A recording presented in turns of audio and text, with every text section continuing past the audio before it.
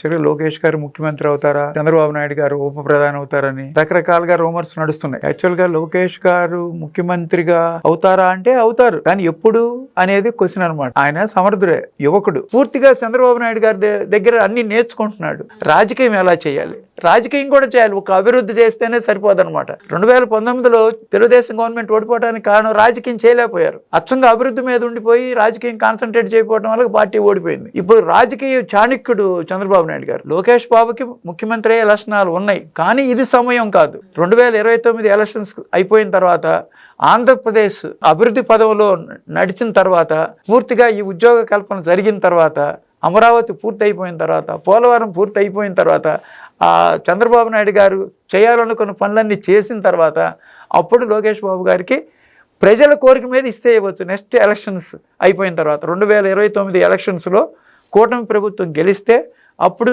Second generation రెడీగా ఉన్నాడు కాబట్టి అప్పుడు ప్రజలు అనుమతిస్తే, ప్రజామోదంతో లోకేష్ గారే మాకు ముఖ్యమంత్రి కావాలి అని అనిపించుకునే విధంగా ఆయన పనిచేయాలి కమింగ్ 3-4 ఇయర్స్ కూడా.